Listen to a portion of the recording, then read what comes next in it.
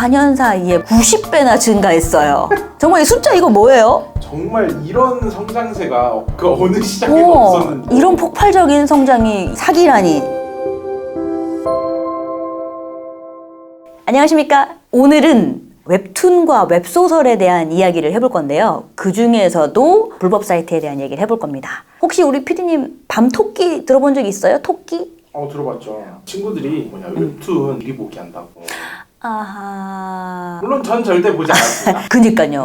사실 요즘에 토끼가 한번 죽여놨거든요. 그런데 다시 활개를 치고 있습니다. 이게 무슨 뜻이냐면은 사실 우리나라가 K-웹툰으로 전 세계적으로 정말 유명세를 떨치고 성장을 하고 있어요. 저희가 지난 화에 다루기도 했습니다. K-웹툰 세계화에 대해서. 바로 요거 한 번만 또 참고해 주시고, 이게 웹툰이 인기를 끌다 보니까 아시겠지만 좋은 방향으로 성장을 하다 보면 꼭 나쁜 게 하나씩 나옵니다. 그래서 웹툰 같은 경우에 2018년도에 밤토끼가 어마어마하게 사세를 확장했습니다. 이게 웹툰의 불법 유통 사이트예요. 근데 얼마나 심하게 성장했냐면 얘네요, 2018년 기준 월 평균 방문자 3,500만 명. 그래서 국내 최대 불법 유통 사이트였는데, 이 웹툰 같은 경우에는 이제 새로운 신작이 나온다. 유료 웹툰입니다. 그거 무단으로 다운받아서 올리는 수법입니다. 그러면 뭘로 돈을 버냐? 들어오잖아요? 그럼 거기에 도박 사이트나 성인물 광고 보여주면서 유입하면서 그 광고로 돈을 버는 거예요. 그래서 이 당시에 지금 보니까 9만 건에 가까운 불법 웹툰을 게시를 했고, 그걸로 해서 도박 광고나 이런 걸로 한 9억 5천만 원 정도 수익을 챙긴 거죠. 그래서 네이버, 카카오, 레진 이런 친구들이 와, 이거 도저히 안 되겠다. 너 고소야. 그래서 이 밤토끼 운영자 허모 씨를 상대로 고소를 해서 결국 소송에서 이겨서 각 10억씩 배상해 라고 판결 나기도 했고, 밤토끼에 이어서 또 대표적인 어른아이닷컴이라는 웹툰 또 불법 유통 사이트가 있습니다. 얘네들도 역시 밤토끼가 죽으니까 이 틈새 시장을 노려서 성장했다가 또 얘네도 이제 소송에 걸려서 10억씩 배상해, 이렇게 해서 됩니다. 근데 문제는 각 10억이 문제가 아니에요. 아시겠지만 월 평균 3,500만 명 들어오면은 얼마나 피해액이 컸겠어요.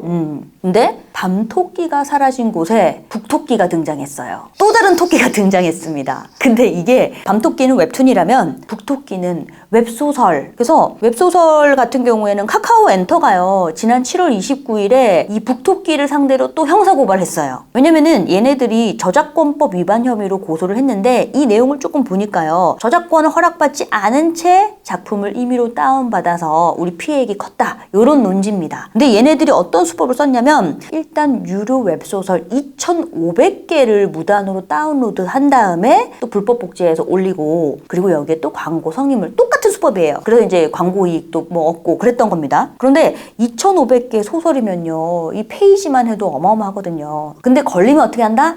도망가요. 어떤 식으로 도망가냐면, 이제 해외 서버에 도메인을 올리고, 예를 들어 북토끼 121.com 했다. 근데 걸려서 그 사이트 폐쇄됐다. 122.com 폐쇄돼 123.com, 이런 식으로 도메인 뒤에 숫자만 계속 늘리면서 도망다니면서 SNS에서 저희 도메인 사이트 변경됐어요 알리면서 계속 도망다녔던 거예요. 그래서 이런 애들요, 막 번호 되게 높아요. 100 몇십 단위 해도 안 걸립니다. 그래서 이게 바로 이런 겁니다. 사실은 불법 사이트 같은 경우에 일종의 보안과 해킹 관점에서 막 막으려 해봤자 구멍 하나 뚫리면 그냥 뚫리는 거잖아요. 그러니까 이런 허점을 이용하면서 밤토끼나 이 북토끼나 토끼들이 활개를 치고 돈을 벌어 가는 겁니다. 그래서 콘텐츠 업계에서는 지금 전쟁을 선포했어요. 우선은 이제 연합 구성을 해서 플랫폼 카카오, 네이버, 리디북스, 레진 엔터테인먼트 얘네 합쳐서 우리 단체로 TF 구성한다 라고 해서 얘네들 웹툰 불법 유통 대응 협의체를 구성을 해서 정부나 단체에 우리 저작권법 이런 거 좀 보호해달라, 대응 마련해달라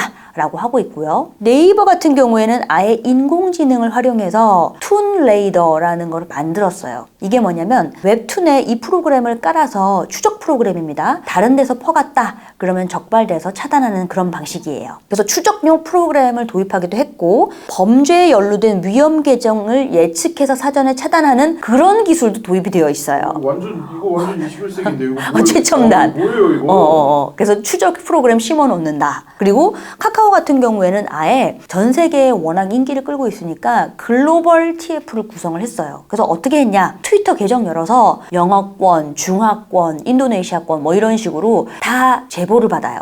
이거 불법 열렸는데요? 그래서 재봉 받는다. 그러면은 다 차단 이런 식으로 해서 다 막아놨는데, 근데 했던 규모가요, 키워드 검색어 같은 거 차단하잖아요. 예를 들면은 뭐 밤토끼, 북토끼, 어른아이닷컴 이런 검색어에 결과 안 나오게 차단을 해야 되잖아요. 이 불법 사이트 차단 키워드가 2,000건이에요. 정말 많았다는 거죠. 그리고 이제 뭐 페이스북, 유튜브, 인스타그램, SNS에서 활동하는 그런 불법 유통 차단 건수도 11만 1,889건. 정말 활개를 칩니다.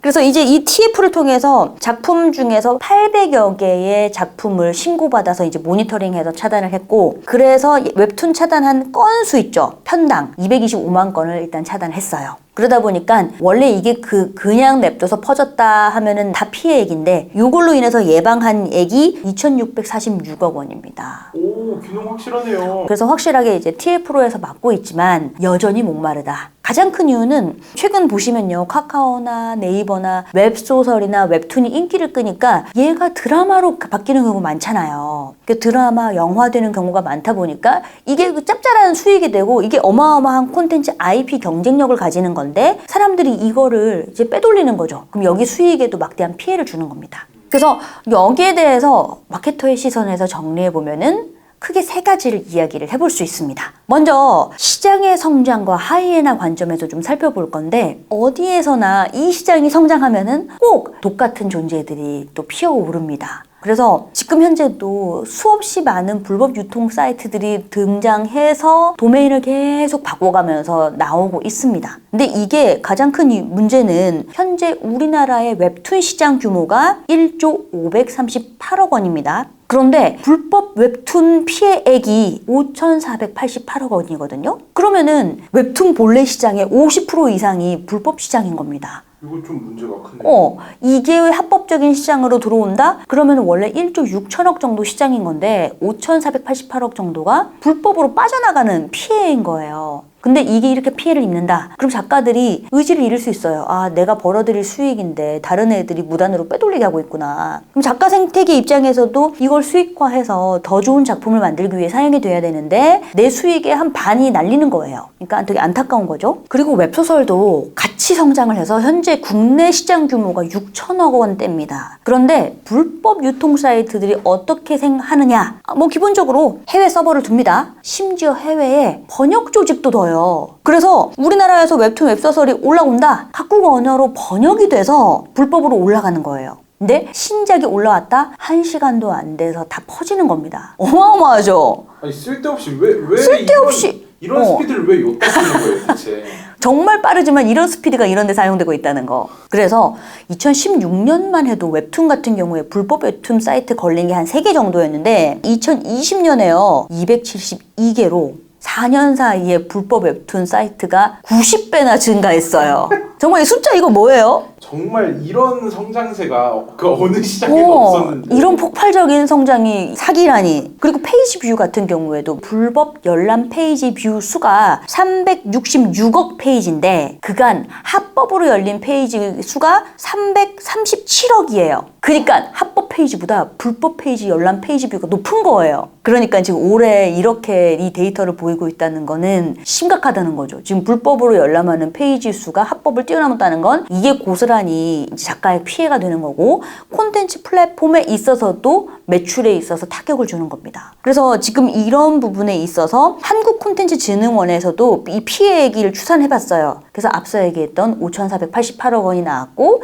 이게 국내 웹툰 시장의 절반을 차지한다. 이게 심각한 문제다라는 겁니다. 그리고 두 번째 같은 경우에는 보안과 해킹의 어느 지점이라고 이제 웹툰도 불법 유통 사이트를 비유를 해볼 수 있을 것 같아요. 저희가 이 얘기하잖아요. 이게 보안에 있어서 정말 아무리 철벽 방어를 친다고 해도 해킹은 구멍 하나만 뚫으면 들어갈 수 있기 때문에 사실 보안이 철저하다 하는 업체에 있어서도 상시 24시간 보안 모니터링 할 수밖에 없는 게 어떤 바늘구멍 하나만 뚫려도 뚫리는 거니까. 근데 지금 이렇습니다. 카카오부터 시작해서 네이버, 레진, 리디북스 모두가 연합체를 구성을 해서 불법 유통 사이트를 막기 위해서 정말 노력 많이 해요. 막 제보받고 차단하고. 근데 근본적으로 해결이 잘 안 돼요. 왜냐면은 없애는 속도보다 올라오는 속도가 더 빨라요. 그리고 문제는 지금 서버를 해외에 두다 보니까 해외를 이제 추적을 한다? 국제적인 공조가 필요하잖아요. 근데 사람들에게 있어서 저작권법보다 국제적 수사에서 더 중요한 거는 납치나 살인, 그러니까 강력범죄에 더 우선순위를 두다 보니까